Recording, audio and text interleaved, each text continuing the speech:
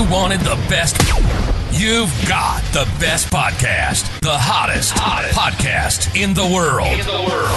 The Chris Voss Show, the preeminent podcast with guests so smart you may experience serious brain bleed. The CEOs, authors, thought leaders, visionaries, and motivators.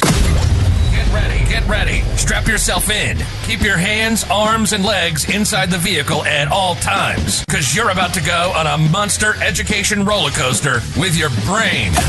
Now, here's your host, Chris Voss. Hi, folks. Voss here from the ChrisVossShow.com. Ladies and gentlemen, the Iron Lady sings that makes it official. Welcome to the big show. As always, the Chris Voss Show is a family that loves you, doesn't judge you, at least not as harshly as the rest of your family, because you're here to learn, grow, get to know stuff, learn more shit.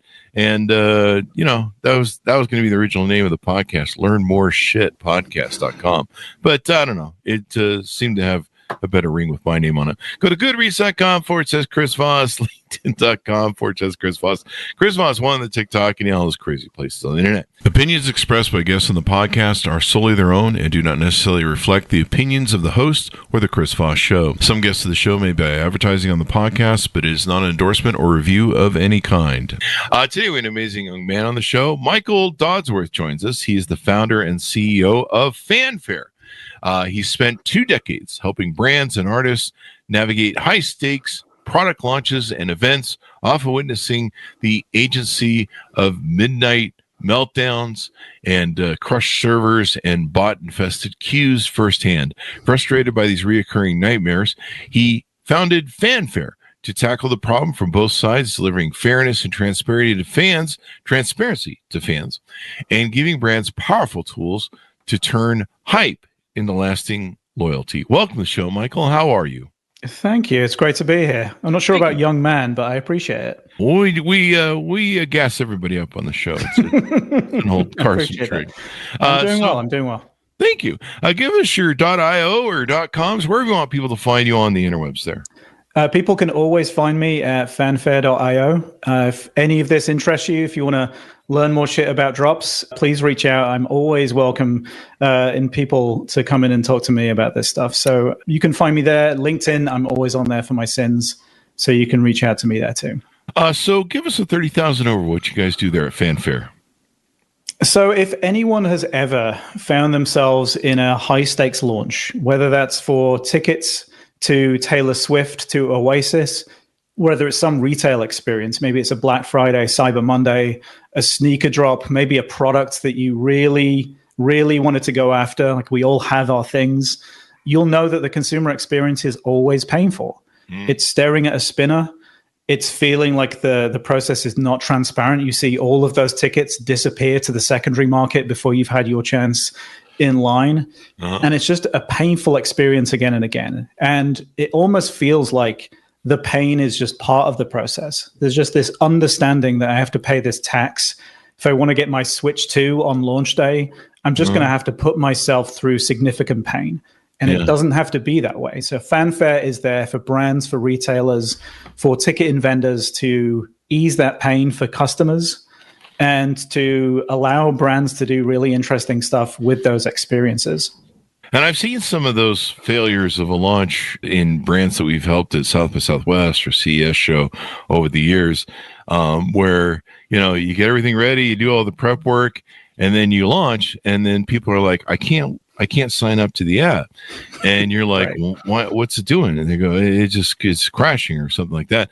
And then you call the guys in charge and they're like, oh yeah, some developer, we're trying to get South by Southwest launched. So some developer pushed something into the live box instead of the sandbox.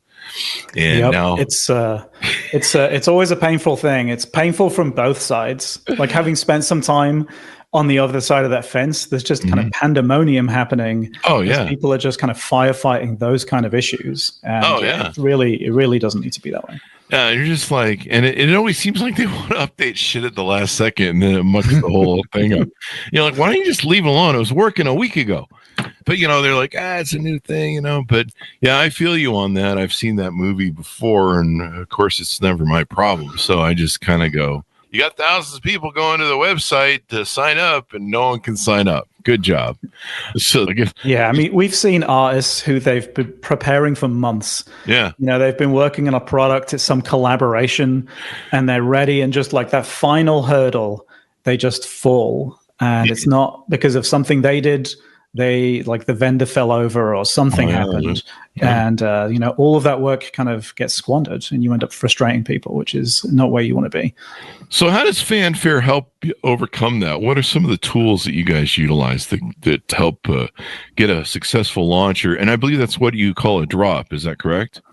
Yeah, that's right. Like that kind of raffle, that kind of online draw, those are for sure like the model we're going after with drops. So we sit in front of whatever vendor you're using. So if you're a Shopify store, we'll sit in front of your product page and we'll facilitate that experience. So you can go into Fanfare, you can set everything up ahead of time. I can say my VIPs need to come in on Monday morning at 9. Everyone else gets access at 11 o'clock. Here's the kind of things we want around that launch. So grab people in a wait list, be able to reach out to people afterwards, and then we'll run that experience for you. So no more melting servers down when 3 million people show up. 3 million people hit the landing page. Yeah, it's a really painful process to go through, and it's a really painful thing for even the vendors that are well-resourced, like a Shopify, Ticketmaster, Nike. Really? Like all of these brands have meltdowns, and it's just a hard problem to solve. And so what you guys do is you guys create a front end to the website then, so that basically you guys take all the hit all the power coming at you from 3 million people coming to sign up. Yep, and we remove all those bad X's and bots. And for the brands, we try and capture all of the information about everyone that comes through. I fail multiple times to get my sneakers. You should know that as a brand. Maybe these people are potential VIPs. Yeah. Right? They're just unlucky folks. Yeah. Maybe you want to have like a special club where you're, the L club where people who failed 5 times get to come into an exclusive launch just for them. That's how you reward people's time and effort. Yeah. I could use that back in the day when I would try and buy the iPhone, and the iPhone was, it's crazy to get the early ones. Remember how they would slowly dole them out? And it seemed like Apple would play games with it on purpose, but that's probably another thing. They're like, oh, we sold out of the first lot of them, and you're like, don't you make more? I mean, you guys have money. You're not broke. Like, are you broke? Yeah, broke? Yeah. I mean, it's an interesting model for the up and comers because you can experiment. Right? Like maybe you're not sure if this is going to take off or not. You don't want a warehouse filled with something that's not going to sell. So you can put up a drop. Maybe you have 10 of a thing, 100 of a thing, and then you can make sure that you understand what people want, what people go after, and build things from there. You don't have to fill a warehouse with things that are going to cause you problems. Yeah, and when people come to your website, you can see their IP, you can see what computers they're logging in on, what their browser is. There's data you can get out of them and stuff. And can you reach out to people later after that on their IP or? Yeah, I mean, if you sign up with your email address, your cell phone number, and you opt in. Maybe you want to bring people into a discount for things after the fact. Like you didn't get the thing that you really wanted, but maybe there's something close that we can offer to you that will bring you back into that brand. So there's ways you can reach out to people afterwards. And you guys have a book out or a pamphlet or something that people can get a hold of, the 5-step hype drop playbook. Tell us about what that is and what's up with that. Yeah, I think having seen brands go through this pain and seeing what works, what doesn't work with brands, I think we wanted to try and capture that information. So people who are thinking about doing this model, who maybe they have an audience that they want to monetize, maybe they have merchandise that they want to get out into the world, but they're not sure how to do it, how to structure it. So you can go to fanfare.io/playbook, and we'll try and walk you through what are the to-dos, what are the things that you should avoid, the pains that we've seen before, and how you can run a successful product launch. Now, I see a bunch of statistics and figures on your website. I don't know if you can remember them off the top of your head. I can cue you if you're not. But 30%, 33% higher intent, 30 times conversion lift, and 306% LTV boost. Is this through utilizing some of the services that you guys offer? Yeah, this is just with this model of running drops. Like that's what you see. If you're successful with one of these programs, like you get enormous lift. You're creating fandom around your brand. And once you get people really intrigued by what you're doing, like once they keep coming back and keep showing up to your brand, like that's a really powerful model if you can achieve it. I think, thinking about brands like Hermes, I think the ability to create a wait list that's 4 years long in some cases, like they can just dial up production and pull in more revenue when they need to fill gaps. That's not usually a thing that people get the opportunity to do. So it's a really, really powerful model if you can go after it.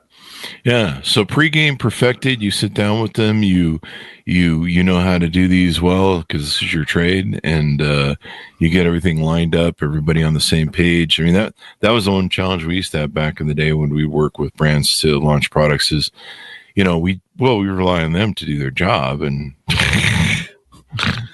sometimes they're a large company, and they Bob didn't get the memo. And Bob pushes something into this that was supposed to go in the sandbox into the live version, and then the app doesn't work. It's like, and sometimes like there's a limit that about. Like I know that Shopify is going to do a thing if I hit that limit, but I have no idea.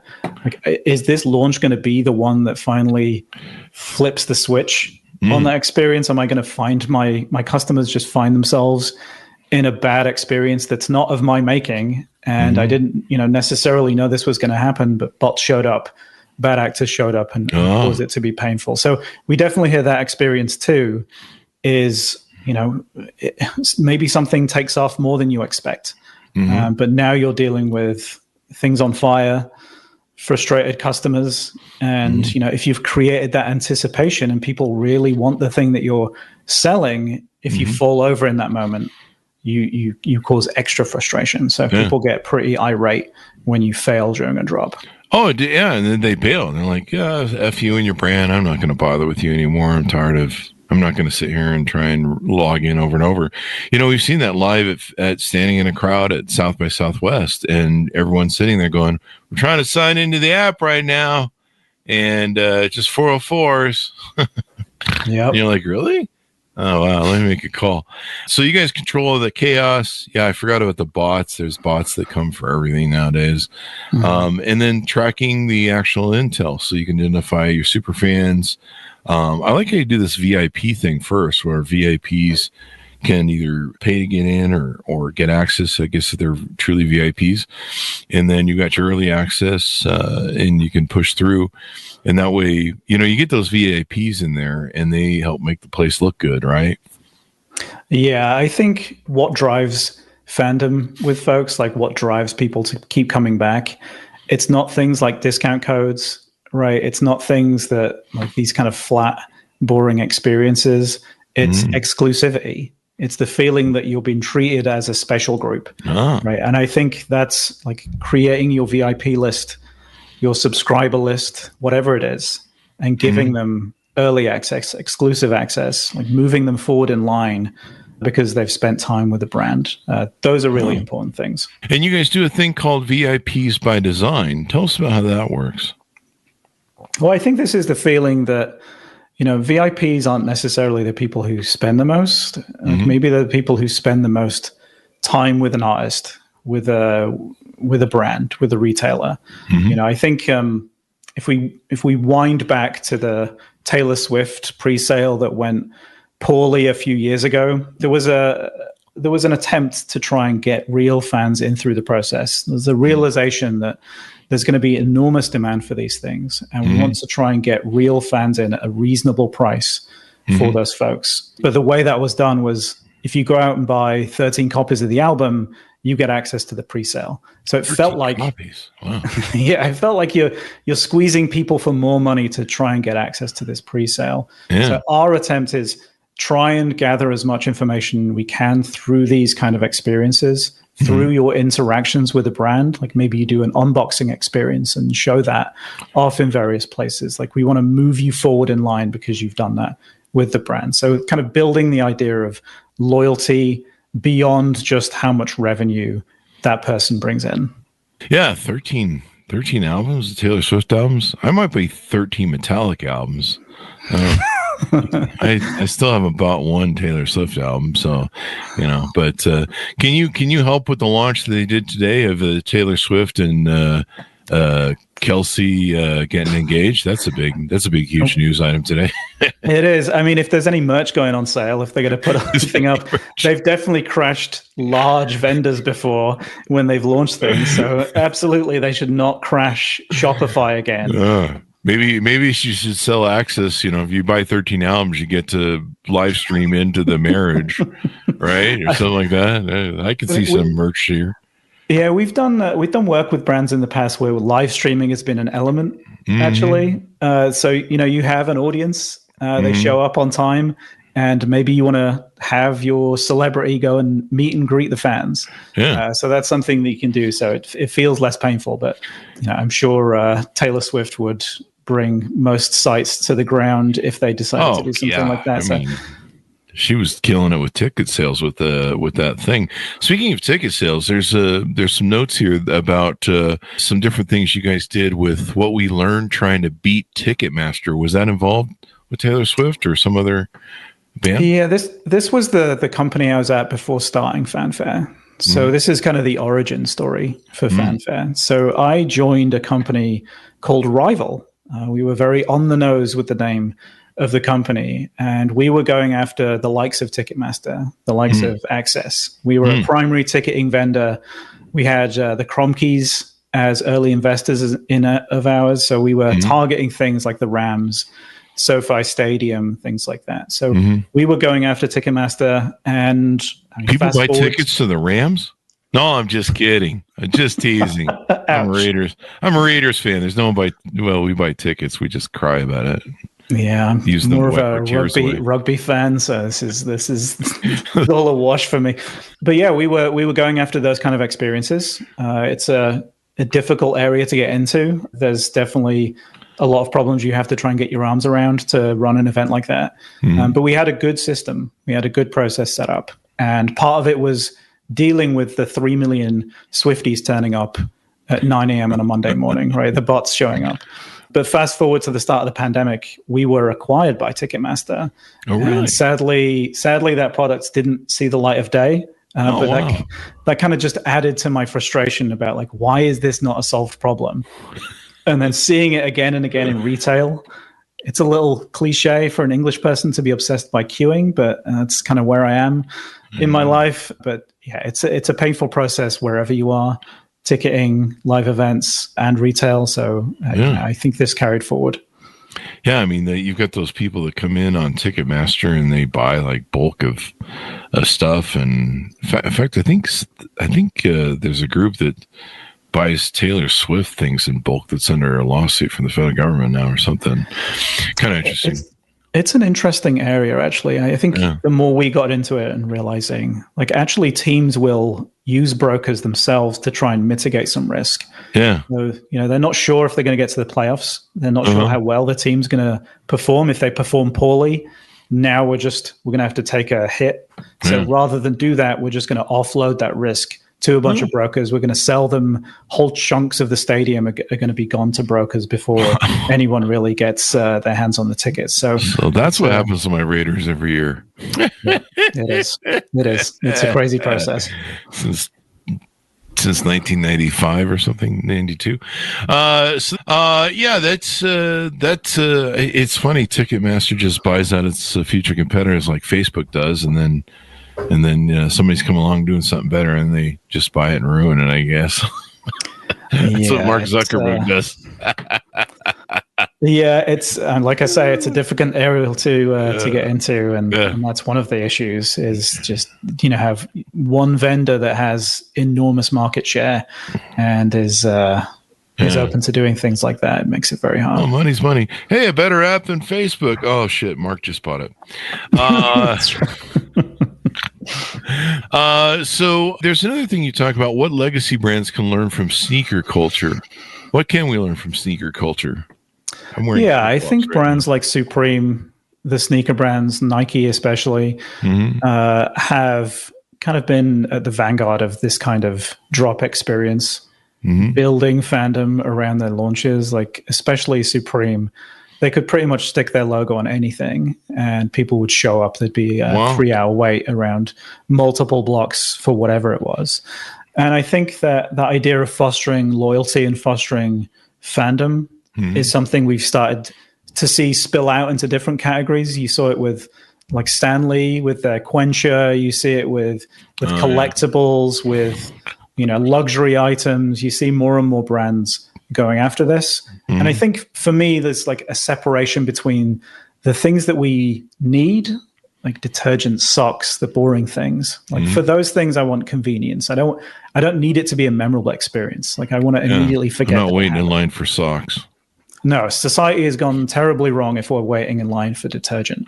But for the things I want, like that I'm going to dedicate time to researching, to understanding, to like the stuff that I really get into, that I care about, there should be a different experience. It should be more of a moment that you're creating around these products. Like the things that I remember from my childhood, they're like limited edition Super Metroid coming out and going down early in the morning. Like those kind of experiences really stick with people. And right now, like those experiences are one and the same. Like you just go to a flat product page. It's kind of like looking through a catalog. If people are old enough to remember when you did that, and it really hasn't moved forward. And I feel like it should be more of an experience and more of a moment. And imagine the experience emotionally binds people to maybe loyalty to the product. Yeah, I mean that definitely. If they have a good experience. Yeah, that's the flip side of that too. Is if you have a bad experience, you remember that for sure. But yeah, I mean, I'm sure I felt a little bit differently about Nintendo having gone through the experience of buying Super Metroid Limited Edition way back in the 90s, probably. So yeah, I think it does. I think you want to create happy experiences for people. I think that's a learning also from the live event space. Is when we were talking to teams, it wasn't just about selling tickets. They wanted to craft experiences for people showing up. So maybe if you brought your family for the first time, and we have open seats in front, maybe you got to see the Dodgers, and there's a bunch of open seats in front of you. Like maybe we move you forward, right? We give you better seats because this is the first time you've brought your kids to a game. Like that would be a cool experience, and it would make you feel differently about the Dodgers. So interesting things like that, I think, can definitely move the needle with folks where like things like discount codes generally don't. See the new generation. I mean, that used to be the way young men connected with their fathers, going to the baseball game. And that's, Absolutely. That's how you fall in love with baseball or just about any sport that your dad likes. I don't know, though. The experiences I have waiting for tickets back in the day before Ticketmaster and having to sleep out overnight in front of some grocery store. And I remember an interesting ticket experience at the ZCMI department store for 2 hours, waiting. I don't know how many hours we waited in line outside the store. And then it took 2 hours to go through this line that went through a department store. And by the time we reached the end of the line to get the tickets, people were just wholesale stealing stuff off the rack and shoving their pocket. We're literally we're stealing socks and shit. They were just like, we're standing here for half an hour, so might as well rip shit off. And it's kind of, I can see why Ticketmaster became a thing. But yeah, I mean, we got Van Halen 1984 tickets in the first 2 hours, and we walked out of there. We probably were the last group of people to get the tickets. So in the end, I guess we were technically happy, but the experience was so miserable. I can remember to this day. 1984 to 1925 or 2025. How old am I? Anyway, so tell us about yourself, Michael. How did you get into this business? How did you get down this line? What were some of your influences growing up? What gave you the entrepreneur bug? Yeah, so as you can probably tell from the accent, I'm not from around these parts. I came here through an acquisition, actually. So I got the bug for engineering at a fairly early age. So my brother came home with a Commodore 64 one day, with a tape deck and everything. And I started building things. We had this manual where you could make a balloon fly across the screen, and I was kind of hooked. Magic. From then on. Yeah, magic. And I just loved building things and carried on through university, and then ended up in London. And then a small company I worked for got scooped up by Salesforce, and the whole team went out from just west of London into San Francisco, which was an easy move for everyone. And then we spent some time there at Salesforce, and kind of the more I spent time dealing with these kind of gnarly scale issues, millions of people showing up trying to use Salesforce search Monday morning at 9. It's very similar to like Taylor Swift fans turning up all at once. So dealing with events like that, and then through to, there's a company just down the road from Salesforce called Optimizely, which was a growing company and had very similar issues to something like a Ticketmaster when Taylor Swift goes on sale. We had the New York Times as a customer, the Guardian as a customer, and we would find out about newsworthy events because like the servers started to feel some pain. So building services to scale was always something that I've been interested in. It's really gnarly technical problems, building things to scale this way.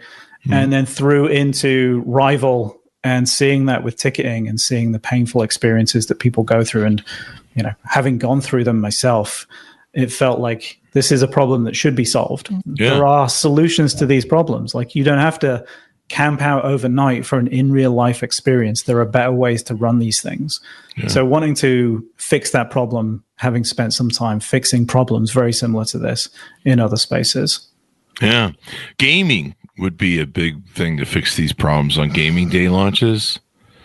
Absolutely. Jesus. I can't tell you how many games I've had or how many DLCs have been launched on the particular game. I remember Destiny launched a DLC one time and it was fucked up for a week. Like you can log in. It was like a mess. You just want to just be like, fuck you and your stupid game, and I'm gonna go play something else. And actually, if you do, give people time off enough in your game, they will go find other games to play and create new habit patterns.